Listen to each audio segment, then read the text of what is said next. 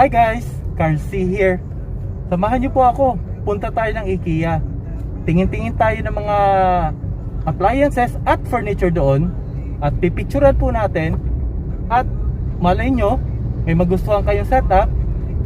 I-post ko na lang din po yung number ng IKEA para, or pwede nyo rin pong bisitahin personally para makita nyo po talaga yung setup ng furnitures nila at yung ano nila sa isang unit na maaaring baka magustuhan po ninyo.